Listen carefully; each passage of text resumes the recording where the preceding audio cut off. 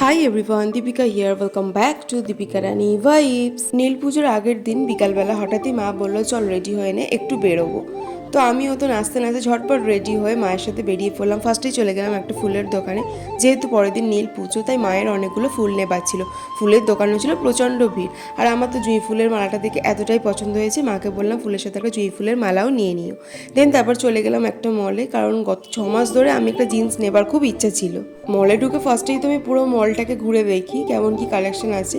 তো এবারে জিন্সের কালেকশনগুলো দারুণ ছিল, আর টপের কালেকশনটা ওকে ওকে ছিল।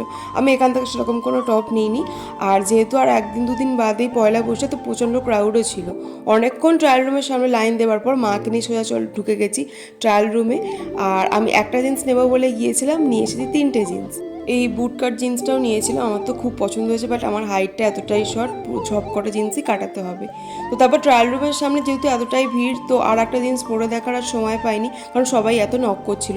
মা এখান থেকে কয়েকটা প্লেট দেখছিল নেবে বলে, বাট একটাও পছন্দ হয়নি বলে নেয়নি। আমি এই সেকশনটা দেখে টুসুর জন্য একটা প্লেট নিলাম। দেন মা চলে গেল একটা ম্যাট নিতে, তো এই দুটো ম্যাট কম্বো ছিল, তো ওটা নিয়ে নিলাম। তারপর ওখান থেকে শপিং কমপ্লিট করে সোজা চলে গেলাম গপু আর রাধুর ড্রেস নেবার জন্য। আর ওনাদের ড্রেস কিনতে গিয়ে আমার সঙ্গে তো বাবা মহাদেবের দেখা হয়ে গেল।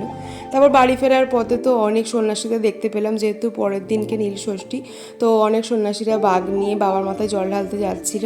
তো ওটা দেখতে দেখতেই বাড়ি ফিরলাম। ভিডিওটা ভালো লেগে থাকলে ভিডিওতে লাইক করে চ্যানেলটাকে সাবস্ক্রাইব করে দিও।